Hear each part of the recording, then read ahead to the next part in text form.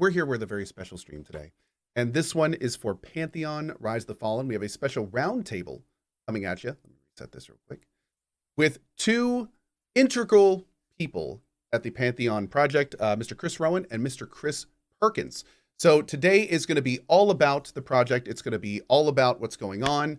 It's going to be a big funding update. And frankly, well, I think at this point, we should probably let them speak for themselves. So, Mr. Chris Perkins and Mr. Chris Rowan, how you guys doing today? Great. Good to be here. Thanks for having us, Co. Yeah, thanks so much. So, to kick it off, I'm going to let you guys get started. What has been going on lately? Well, as usual, just like from the beginning, we've been really, really busy. I'm the CEO, handle the business side. Chris is making the game. And so we're going to tell you a little bit about what's going on the business side and how the game's coming along. I like to say that as CEO of a game company, my only real job is to enable Chris and his team to do their job and stay out of the way. And I don't know, CP, how do I do? I think you do a lot more than you give yourself credit for, but you do it very well. And one of the core roles is, it's a business, and you got to keep things running smoothly. And even though video game studios are very much creative endeavors and you want to focus on that, you got to keep things going, you got to keep things running smoothly, and that takes money. And this idea started back when people started realizing that MMOs weren't quite what they used to be, and some of the magic was getting lost as companies started experimenting with new business models that maybe were kind of better for the revenue than the community or the quality of the game sometimes. And that brought us to a place where, frankly, Brad McQuaid and a lot of people in the community were just begging, in the gaming community, were begging for bringing the magic back, the essence back to MMOs. And that's how we got started. And we started back when crowdfunding was really getting going too. This game really was enabled at the beginning through the passion and the generosity of the gaming community. Got a great deal of money in via crowdfunding to get started. But what we're really here to talk about today is the fact that we've brought in some new funding.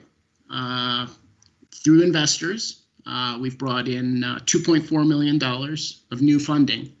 That's on top of what you already had. I'm sorry? That's on top of what you already had. Yeah, good point, Co. We had our crowdfunding. We had some equity funding already, and we brought in an additional $2.4 million in equity funding recently, and that puts us over $5 million of equity funding plus the crowdfunding.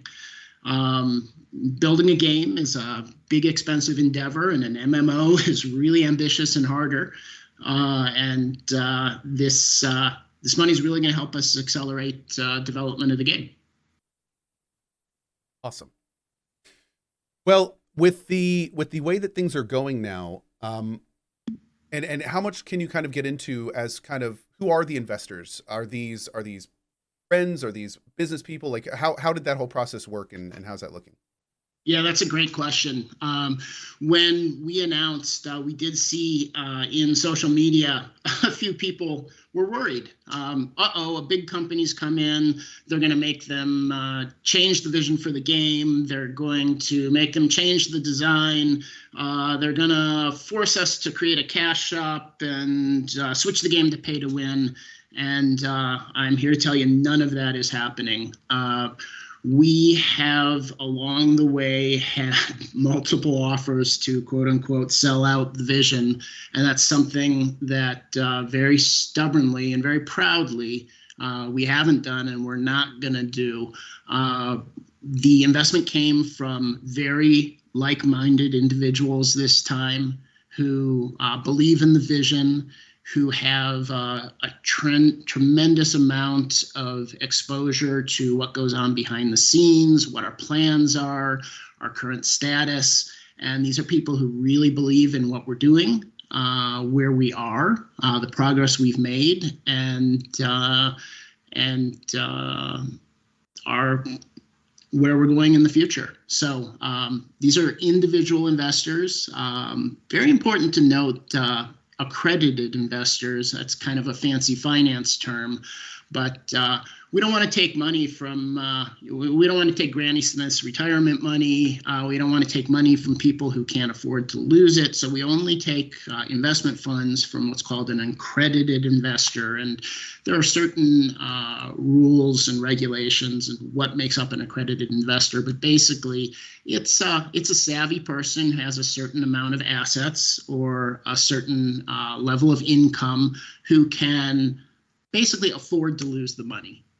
So we're very particular about that as well. But again, savvy individuals who believe in the mission, who have turned the company inside out and checked out our financials and our progress behind the scenes, and really believe in where we are, what we're doing, and where we're going.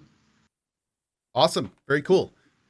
So how does there's been a lot of talk, especially in the producer's letter and everything, about kind of the funding series and all of the different kind of things behind the scenes that may not normally come up to some people, but in a situation like this with Pantheon, it's the kind of situation where you guys are a little bit more forward facing than most. You know, you're a crowd-funded game and you're very transparent with the community. So how does that whole system work? Yeah. Hopefully this doesn't bore the gamers out there too much, this finance stuff, but it is kind of important to understand when these companies announce Series B funding, Series A1 funding, equity funding, debt funding, all of these terms get thrown around, and it might be puzzling sometimes, but a series of funding is a group of investors that invest at the same time under similar terms. So they pay the same price, they get the same amount of stock, they get the same deal terms. So we've had Series A, Series A1, Series A2, and now this is Series A3. So A3 is a group of people who paid the same price under the same terms, and pleased to say that with this Series A3, it's our last round of Series A, and from here we're moving on to Series B. That's an important step in the growth of a company. With it comes a higher price for the stock and probably, hopefully, larger amounts in the near future. So we're working hard on that already. Very cool. So I think a big question that as we kind of get back to more of the game itself, what are you doing with all this money? Yeah, you get all sorts of speculation on the internet. The internet's an interesting place to watch people analyze how game companies use their money. But I will tell you that this company started in a garage with very passionate, like-minded individuals who agreed to and believe very strongly in the vision that is Pantheon, a social, challenging game that captures the essence of what made MMOs so magical in a modern package with some innovation and some new features. So, immersion, discovery, character development, team building, interdependence, social experiences. That's what Pantheon's about, and people believed in that so strongly. They came together with such passion that there's really been a lot of entrepreneurial sacrifice along the way, to be honest. Nobody on the team has made a ton of money doing this. In the beginning, a lot of people were taking no compensation. We had to build up systems. You have to buy software licenses, but the most important asset to doing something like this is the people. The more money we have, the more people we can hire, the faster we can build the game. I'm pleased to say that, and Chris Perkins will talk about this more, but technology-wise, game code-wise, we've come to a very important point where the game building tools are mostly finished. They still need some polish, they still need some features, but we've got these tools ready to build the game efficiently and in a data-centric, dynamic way. And that's going to allow us to, from here, accelerate, move a lot faster, use our resources better, and fill the world with content. And so what you're going to see now, up until now, there's been a lot of time spent on programming. You're going to see a much bigger focus on art and artists and content creators. And you will have seen that in our recent announcements as we've hired people. They've all been artists, concept artists, 3D artists, animators, people who bring the world to life, fill it with content. Where does the money go? It goes to hiring people. Plain and simple, the people who build the game and fill the world with content. As somebody who really wants this game yesterday, that's great to hear, because the more of that, the better. So we are accelerating. I couldn't be happier about that's that. Very good to hear. The investment helps. Excellent. Just out of curiosity, how many people do you have working under you right now? There are 35 people on staff. Not everybody's full-time, so if you put that into an equivalent of full-time, it would be like 24 full-timers, but 35 people on staff. I will say, though, that a lot of the part-timers work more than full-time because they love it or because they're committed. The amount of effort this team puts in is just amazing. And, they do it because of the game. But another thing that I really like that I've seen develop at this company is the corporate culture and the sense of teamwork and camaraderie. I love how our team supports each other and, really works hard for each other. Just positive, and the togetherness and the belief and the camaraderie is absolutely amazing. Yeah. Very good to hear. Speaking of camaraderie in your new team, we recently learned that you had some pretty big pickups to your team. Some new faces have joined you. Could we get some information on that? What are they working on? What are they bringing to the team? Sure thing. CP, you want to talk to that? Absolutely, yeah. We've been able to make some really significant hires, as CR was saying earlier, particularly in the art department. So we've brought on 2 additional 3D artists, 3D environment artists and world builders. We've brought on an animator and a rigger, an additional animator who is also a phenomenal rigger. We've brought on a 3D character artist and a new concept artist. And then in addition to those 2 things, we announced on our last stream that a man named Steve Clover approached us recently with an interest in joining the Pantheon team. If you don't know Steve was the co-creator of EverQuest alongside Brad McQuaid, and he's a phenomenal programmer, brings obviously many years of experience. And just a real passion for these kinds of games, and not just MMOs in general, but the kind of game we're making. We kind of see ourselves as torchbearers in a way of a gaming experience that is being lost more and more as time goes on, as video games become more and more commercialized. That experience of immersive adventure, that idea that a game would really put emphasis on player sovereignty, your ability to make decisions and not follow a predetermined path, even down to the world building of the game, where we're making an interesting world to inhabit, not a bunch of mini-map flashing lights to follow around. character development being emphasized, as CR said earlier, that team building through shared experience. This is the kind of game that we're making, and so with Steve and really as a team, I think that's a lot of what drew his interest, and he's been, like the other hires we've made recently, just an incredible addition to the team. Excellent. Awesome. So in terms of like the kind of major game developments and things that have been progressing along, like, has that been all happening in parallel, in conjunction? Is the new team being brought into those processes as they happen? How is all of that working out with you guys?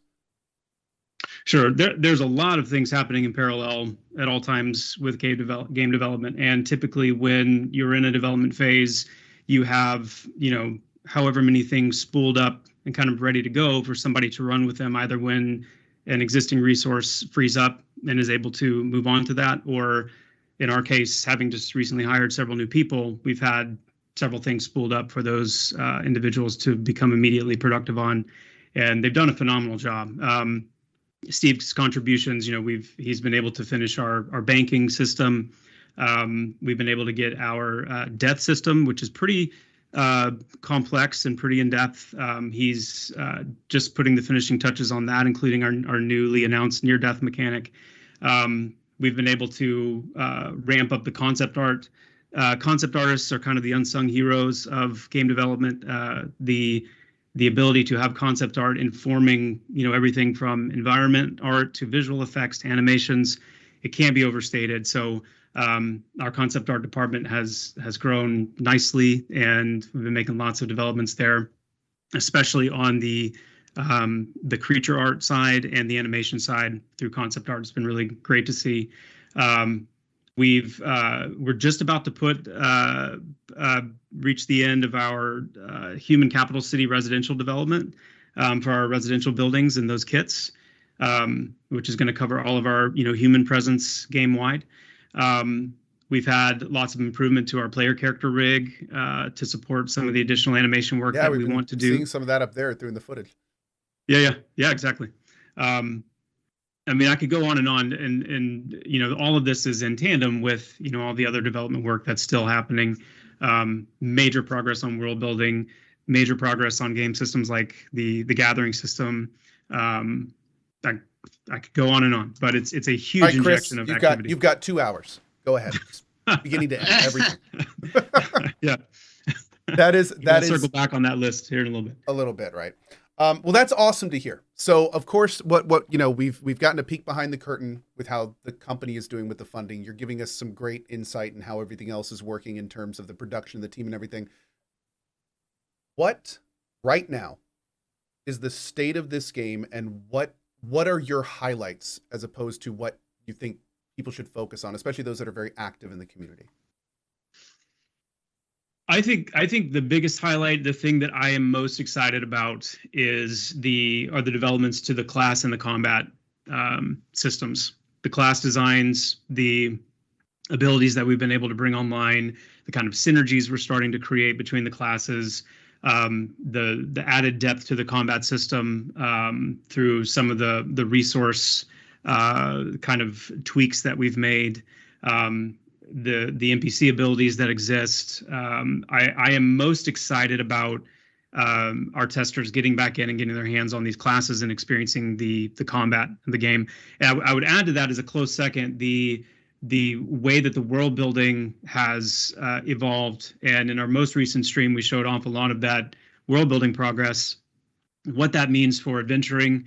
For those of you that don't know, one of our major differentiators for Pantheon is a full free form climbing system. So everything in the game is climbable, from mountains to structures to ruins, trees, things like that. That's just part of really nailing that immersiveness to the world, and that trying to emphasize the exploration in the game. And the way that the topology of the game world and the zone design and the level design has evolved over the last few months is going to create really just an unprecedented experience of what we're wanting to create in the world traversal for Pantheon. How much there is to explore, how much there is to see and find.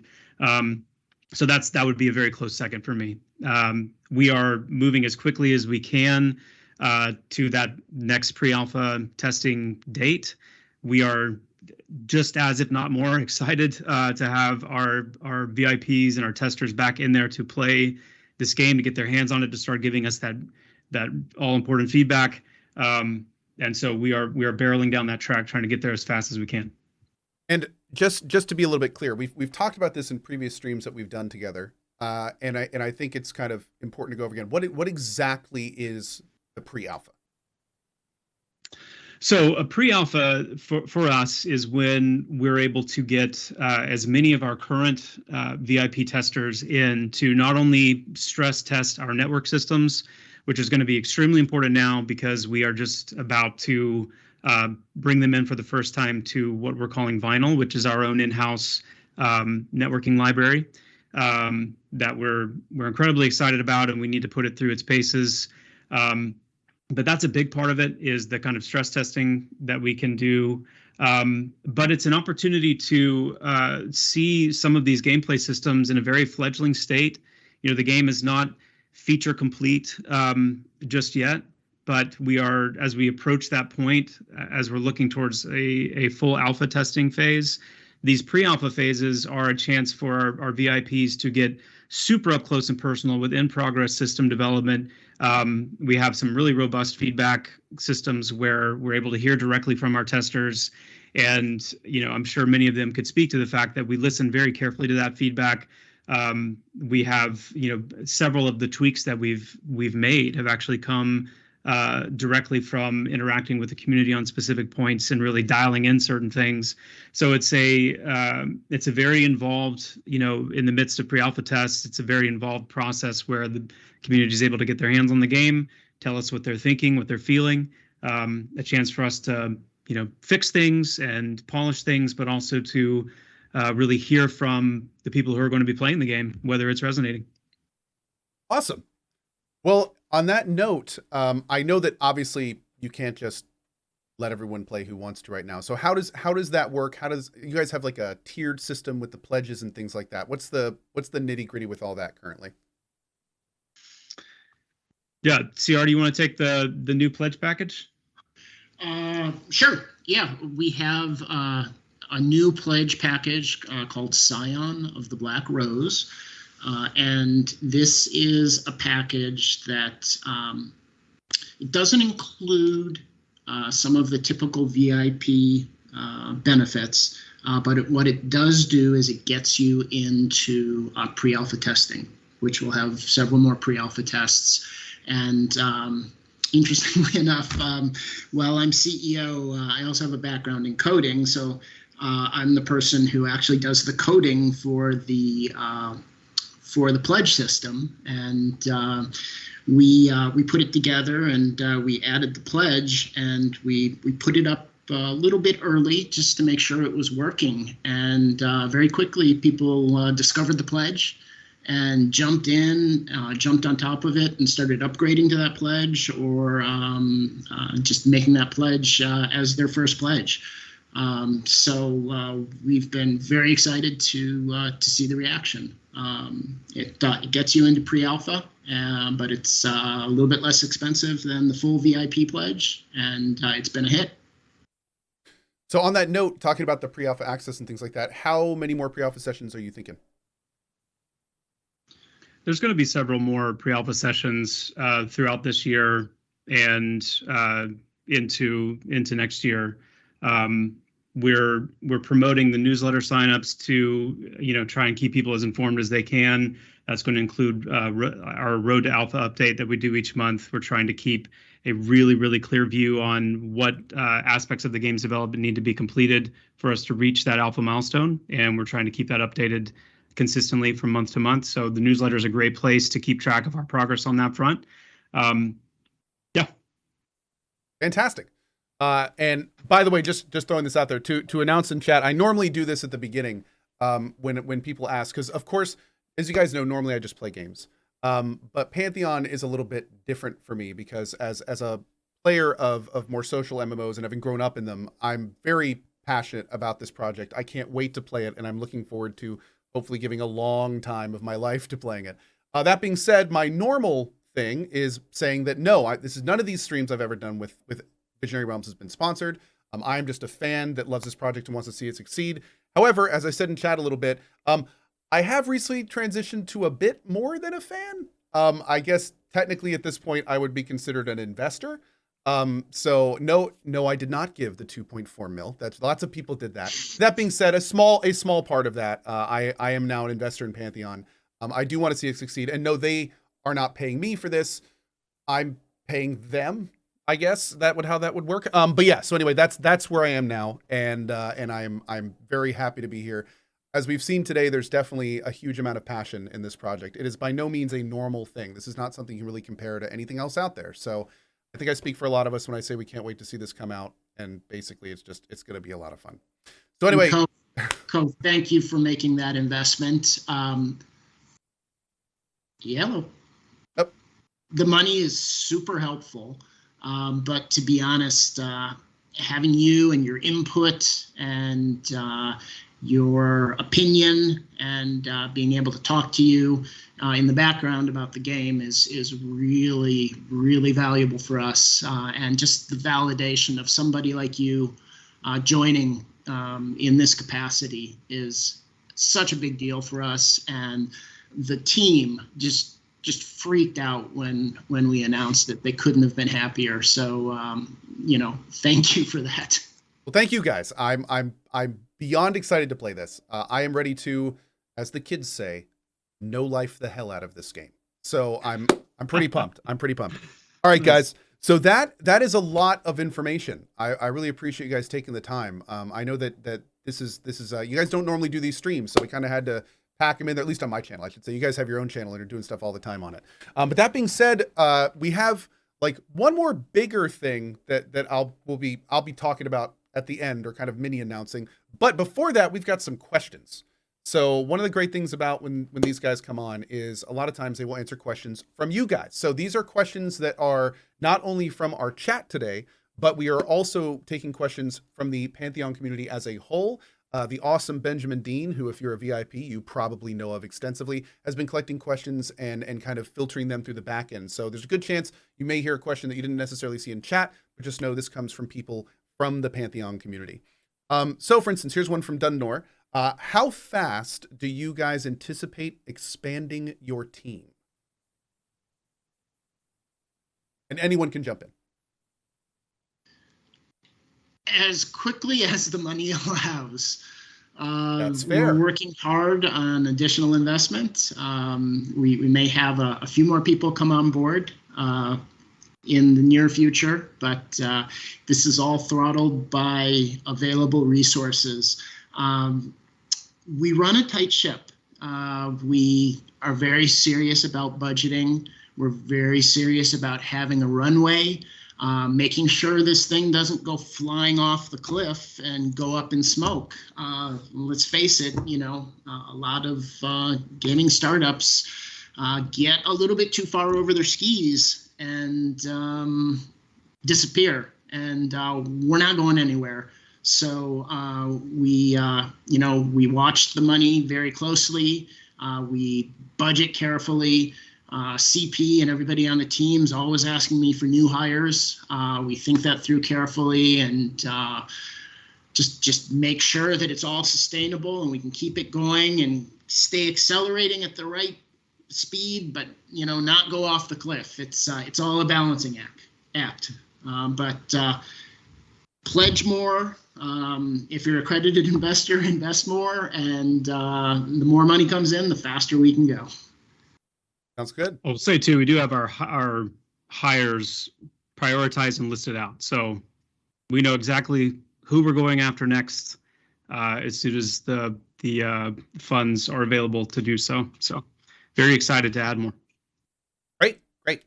A question from Rich Saw, and some of these questions, by the way, are going to be questions that are real quick and easy to answer, but there's a lot of, we have over 5,000 people watching us right now. A lot of them are going to be new to this world. So this is stuff that most of you may know. Of course, these guys do, but it's good to kind of get out there. So for instance, Rich Saw had the question, is this game subscription based? We have not completely 100% finalized our monetization model, but subscription is very likely how this will be monetized. We aren't going to be doing anything that wrecks the community. We're not doing free to play. We're not doing pay to win. We're not doing free to play. The most likely place we go is a subscription model. I don't know if we've announced that formally, but it just, it kind of feels like a foregone conclusion. And if that's what you're concluding, you're probably going to be right. I really like hearing the no pay to win. That's especially these days. That's a big deal. That's a very big deal. It is a very big deal. Yes. Isvrada, what is your opinion? The hardest thing to achieve in MMO development if your studio does not have enough funding support? That's a good question.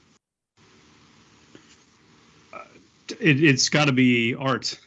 MMOs are the largest games there are, and the more you want to push the size of your game, the world, the more art you're going to need. Now, that being said, there are a lot of really good tricks. There are a lot of really good just protocol for how to create a very art-rich and varied world that also involves some reutilization of certain assets, so that you can populate more of the world with less art.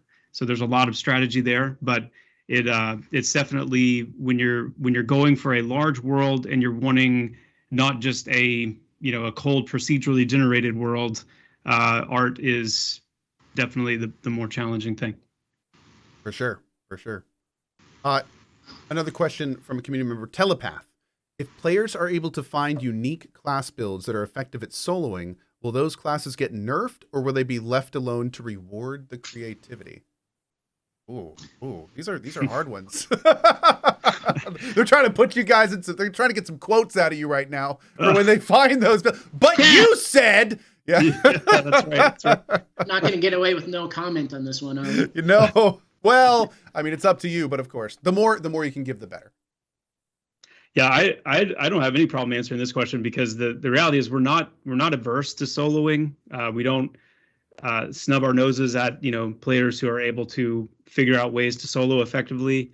The more creative and kind of emergent those strategies are, the better. Where we will step in is more when it comes to an actual game breaking type of behavior, or something that's causing destructive or detrimental effects on the player base.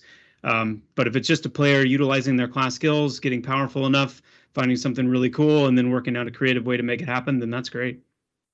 That's good to hear. That's very good to hear. Totally agree. Awesome. Excellent. Athen, and this goes back to something that was mentioned a little bit earlier. If you're just tuning in, Vinyl is the proper term, network architecture you guys are using right now? What's the exact terminology for Vinyl? Vinyl is it's technically a networking library. Sometimes it's called a networking stack, and it's the underlying code that sends the messaging back and forth between the server and the client. Very important, MMOs, you have thousands upon thousands of people in the same space, and they're all sending these networking messages, and those networking messages need to be sent efficiently. They need to be prioritized and shuffled and sent to the right places.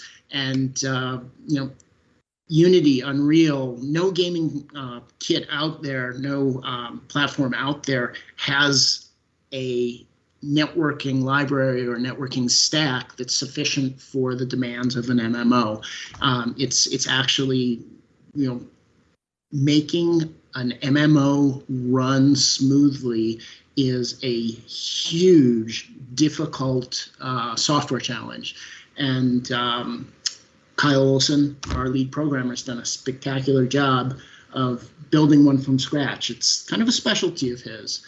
And we've done something that people in the industry have actually taken notice of. It's so performant, it's so flexible that it's going to not only allow us to have a performant game, but maybe even introduce some interesting features that might not have been possible with the previous networking stack or networking library that we had. Awesome. Great. That question was from Athen, who wanted to know not only what it was, which is what you answered, but also was wondering, what is the current status of vinyl? Is it ready to go, or are you guys still developing it? How is that working?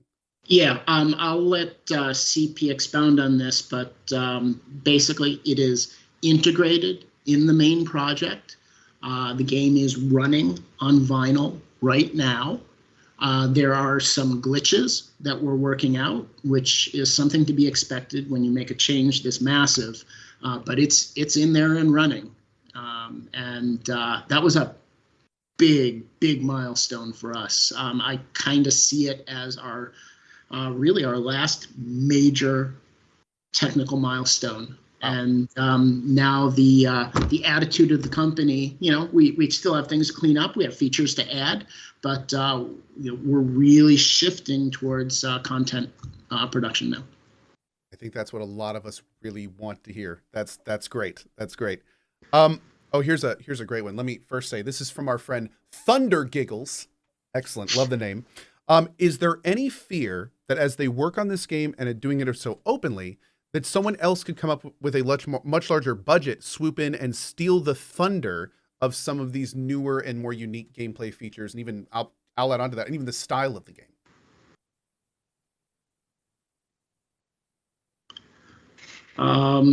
I guess I can take that one, and CP, you can add if you'd like, but we welcome innovation and games to this space. There's nothing I'd rather have than another player in this space building a great MMO. There's lots of room for great MMOs. They're really ambitious, challenging projects. We've seen some failures over the past decade, and it's because they're so hard. So there's nothing I'd like more than to have more MMOs. I certainly don't want less. It's a great genre of game, and I hope we inspire somebody to make one. Yeah, I think we're happy to be inspiration. I've already seen little glimpses and whispers, and some other games in development of things where you kind of take a look and you kind of double take and say that seems similar to what we're doing or what we thought about doing. And the reality is, a lot of things like this are predicated on design ideas that have come before. Even all the way back to a game like EverQuest, there was a lot of inspiration that came from games prior to that. And so I don't think there's necessarily anything wrong with inspiring ideas and designs and people taking those cues and whatever. But it's definitely something that has crossed my mind, and part of the reason why I really want us to get this done, get it out the door. Excellent. Kitamar 2. Oh, okay. This is actually a question to me, and you know what? I'm gonna take this opportunity to say this whole stream has been awesome, and this information is great. But there's been one thing that I've been hanging on to, wanting to say this entire time. And I know for a lot of you, this is one of the biggest things that you are waiting for from me and from this channel. So get this. The question: as an investor, does Co get to stream the pre-alpha? This September, I will be able to play Pantheon for you for the first time on stream. I am incredibly excited. We have been following this project for years, and in September, I am going to be playing this game on this stream so we can all together not only see the state of it, but where it's going. I'm hoping at that time, I'm gonna spring this on Ben right now. I'm hoping at that time maybe I can get some of you guys on. We can talk while we play. Like, just that I am So excited. It's been a hugely long time coming. There have been so many people that are like, oh, Pantheon's been in development for years. Oh, nothing's happening. Well, we're playing it in 2 months. So there, it's happening. Things are happening. So it's very exciting. Now, of course, I do want to preface, this is all, of course, bearing that everything goes as planned. September's still a couple months away. Things can go wrong. But the hope is that September is where we're going to be playing this. So hope to see you guys then. And to answer your question, yes, we'll be streaming it in September. So hopefully see you guys then. Now, back to the Q&A. Balthazar 12. Can we get a way? Oh, this is kind of a technical thing, but I mean, this is a good question. Can we get a way to compare pledge packages versus another? I'm assuming he means pledge packages, like that kind of stuff. I'm assuming he means, like, this is kind of a weird question. I'm assuming he means on the website, like maybe like a grid or something. I haven't looked myself, but. Yeah, the website has the pledges listed, and similar pledges are listed side by side, and like the lower level pledges show what you don't get or what you get by upgrading to the next level pledge. Okay. It's not a grid per se, but it's laid out pretty well, and if something's unclear, then you can just email support, and they will talk you through it. Perfect. But all that information is available on the site. It is. Perfect. All right. Scratch Glasses is wondering if you have any intern positions available. We get that question a lot. We don't right now. It's something, oh God, am I going to regret saying this? Something we maybe hope to do next summer. But the bar will be pretty high. Understandably, there are a lot of and the interesting thing about this game is I feel like you definitely have an audience that you're not only getting newer people, but I also feel like you have a lot of older people that are probably very interested in this project, which means they have much broader skill sets than may normally be attracted to this kind of thing. So it's only going to make things more difficult for you. I wish you well on that one. So we have another great question from Uriel OWA, longtime member of our community. Will the game be more fast-paced like modern MMOs with fast leveling progress and such, or will it be slow-paced like older style games like WoW and the vanilla old times and stuff like that? Or is it going to be somewhere in between? What's your vision for the final gameplay loop of this? I think it's safe to say, number one, it will not, I can say confidently, it will not be fast-paced like modern MMOs. Where I would put it is more in a slow to a medium paced, and that being kind of determined by any of the number of different parameters that could be going on at any given time within the game. But we are definitely intentionally going for a more strategic and tactical approach to combat.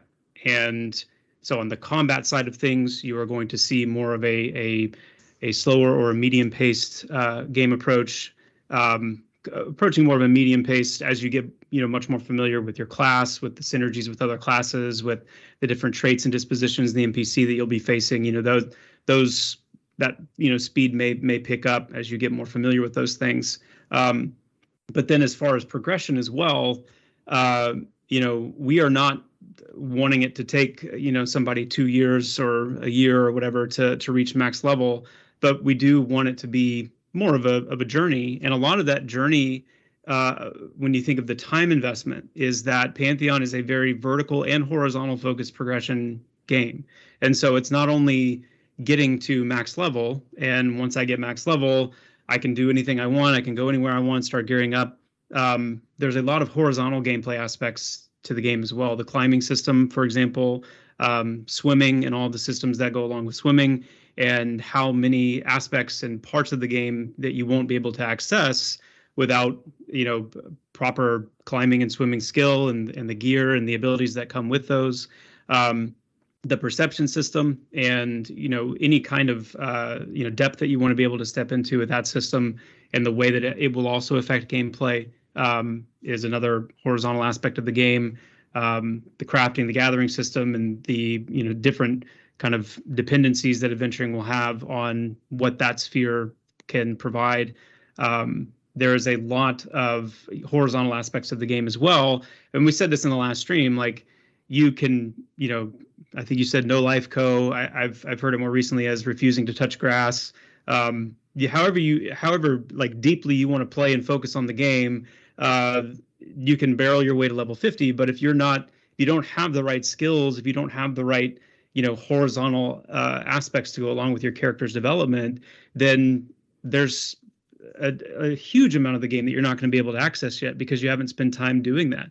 Acclimating to different climates is another example. Having the right kind of artifacts or abilities that you found to help you with different fractures you may come across. We are. If you haven't been following our development, if you're not as familiar with the nuances of the design sense, there's a lot of that Metroidvania style thinking that we're imbuing into Pantheon. This idea that even though you can see something at a low level or even see something at a high level, it doesn't mean that you're necessarily going to be able to access it yet, because there are abilities and items and skills and dependency on other classes in some cases that are necessary to, make it across that chasm or, climb that seemingly unscalable wall or get down deep enough into this body of water to actually discover, this hidden entrance. There are things that we don't expect players to even find or have any concept or clue of for months and months after the game launches, if not longer. Because I'm sorry, is that a challenge? I am throwing it down as a challenge right now. Absolutely. Okay. Making sure I heard that right. Okay. Yeah. So, it is a slow-paced game by right of wanting to create a more strategic and tactical approach to combat. But in terms of the actual development of your character, because there is so many different aspects of your character that's there to develop. Cool. Great answer.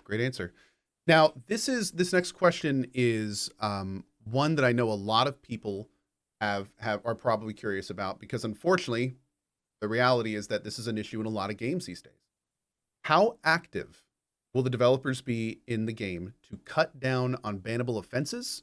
And will this be like a reporting ticket submission basis? Is there going to be an active, we're going after this type of stuff? Like how is VR planning on addressing this type of behavior in the game? We take it very seriously. These kinds of things, we've seen it, enough where games will launch and have, all the promise in the world, and then a couple of, dupe bugs or things that come in and wreck the economy and whatnot, and the pace at which the developer will respond to those things ends up creating, in some cases, irreversible damage to the game, to the community. So we take it very, very, very seriously, and we'll be talking a little bit more down the line about, some of the specifics behind, how those protocols will actually work. But expect us to be very involved. We have worked very hard and have invested our heart and soul into this, and we will do everything in our power to protect it. Yeah, and Ben actually. Go ahead. As part of that effort, we've actually defined a new role at the company, and actually appointed somebody already. Haven't announced that person yet, but we've defined the role of conduct and security manager, and that person's main role will be dealing with just such things. Very cool. That's definitely good news for sure. Another question, Tozazu. When will they engage their core to really test and balance the game to ensure that, one, it's a fun game to play, and two, it's going to keep people engaged and interested long term? Yeah, I mean, we're doing that now, and that will ramp up and continue to be our focus in alpha as well. It's an internal mantra, and it's something that we communicate consistently to our current active testing community, which is the game has to be fun. No combination of ideas and designs necessitate a fun experience. It has to be played, and then we're paying very close attention to How is the game resonating? Is it sticky? Is it something that you think about once you log off and you want to get back in?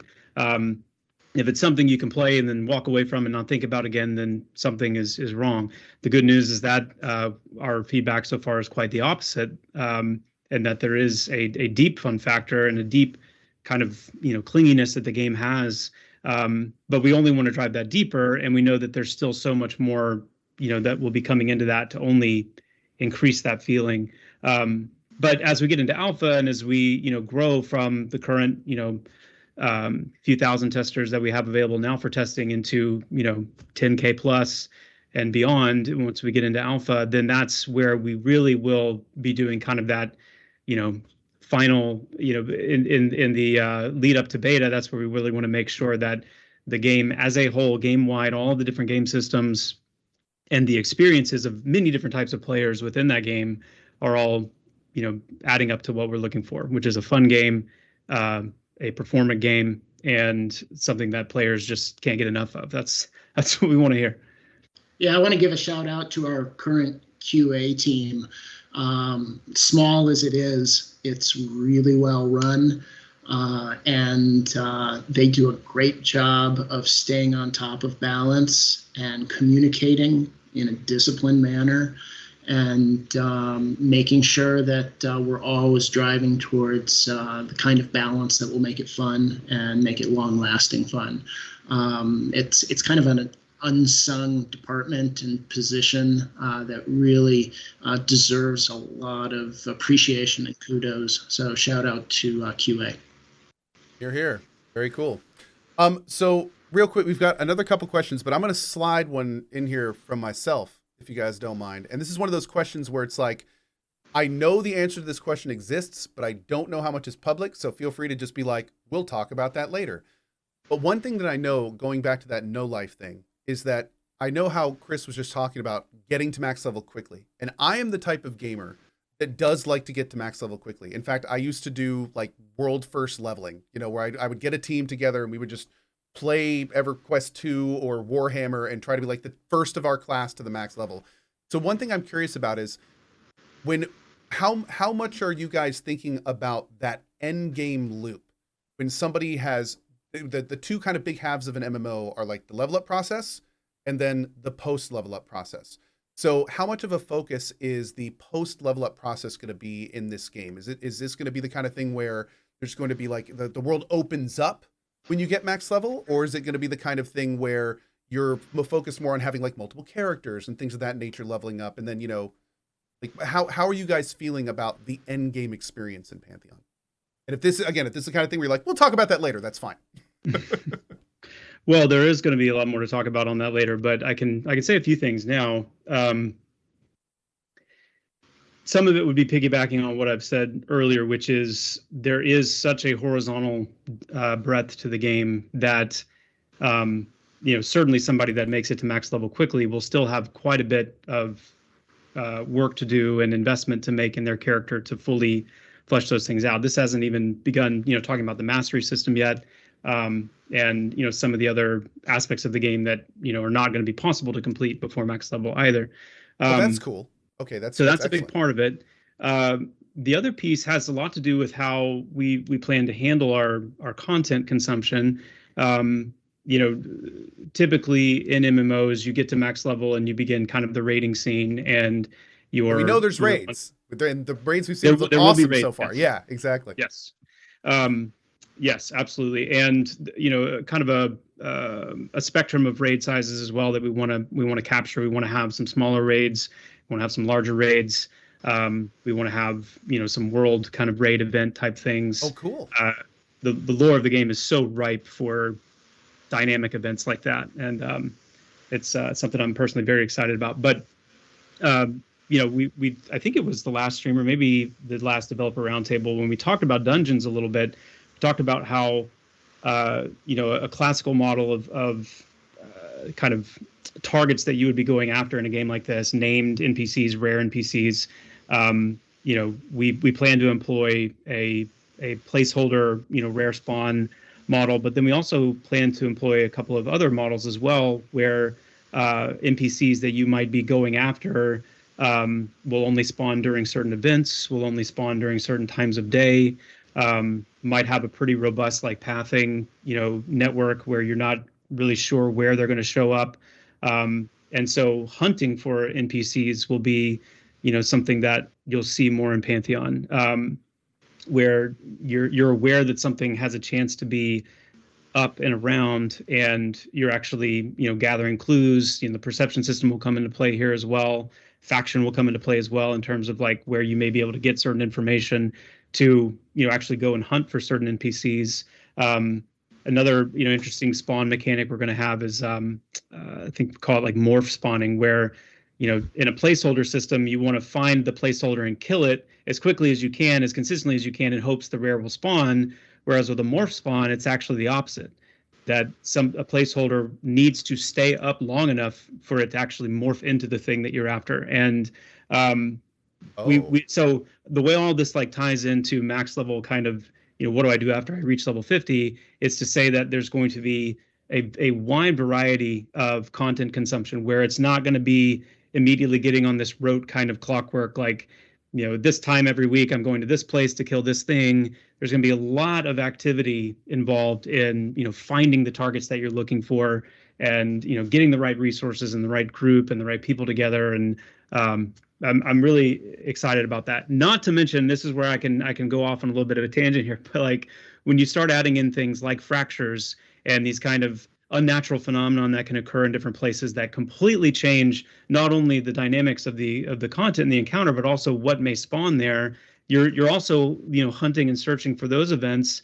We've got dispositions and traits that come into play that, make things more or less challenging depending on your personal group makeup, and then can also affect the itemization of those areas. We've got the entire faction system at work, which, is more than just a reputation system. It's integral to, the ability to unlock certain merchants, to unlock certain access to different places. There's so much that is involved in not only reaching that max level, but as you said, Co, and it's one of my favorite ways to describe games like this done well, which is the opening more and more of the world up to you as you progress and as you invest more and more time in your character. Certainly post 50, post max level, more and more of the world will open up to you. Not even getting into special traversals, things that are designed to make, moving and existing and inhabiting this world just more fun. Special ways of moving around, whether that's, the climbing system we've talked about, the sprint mechanic we've put into play in the way that, your sprint skill, getting that leveled up will make you run faster and farther. Short duration glide mechanics, maybe even some, increased jumping heights, and lots of other cool things that are there to, again, just kind of really play onto that sense of I am developing my character in so many cool different ways. And this world that is so massive and immersive, I feel like I'm opening up more and more of it to me as time goes on. That is a very exciting answer. Last tiny follow-up to that, by the way. Are there going to be mechanics in the end game that promote exploration of the entire world? Not just necessarily like going to, the highest level areas and stuff like that. But like one thing, for instance, I love so much about EQ is sometimes the best items for a certain slot on a certain class dropped in a level 20 dungeon. Or like, at the bottom of a city. Maybe you have to go down into the sewers and pick something up off the ground. Like, is the game going to be like very varied and encouraging even end game players to just kind of go everywhere? Oh, totally. You said it so well, good. even just in the question. That's absolutely it. We are not, number one, we're not afraid to make things very, very easy to overlook. That's in a game like this, we're not shying away from things being very easy to overlook. So yeah, that tiny little golden ring at the bottom of that lake in that kind of, obscure part of the zone, sure, that might lead to, one of the best, poison resistance relics that you can find. And sure, down the line, someone will figure that out and there'll be some guides put out there and whatnot. But the key is like saturation.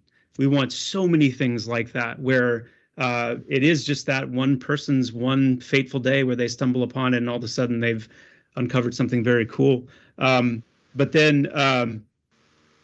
going back to the Metroidvania point, one of the things from my childhood and one of the Zeldas and the Metroids and the Castlevanias and those games, one of the marks they left on me is that sense of you're earlier in the game and you see something or you're aware of something that you can't yet access. And I like to use like the Titan's Mitt from A Link to the Past, where there was just, for some, I don't know what it was about my mind, but it was such an impactful item for me, where all of these big massive boulders are all around the play space for so long that I can't get past. And then all of a sudden I now have the Titan's Mitt and I can lift these things up, and now I can enter this whole new area that I've been seeing for a while.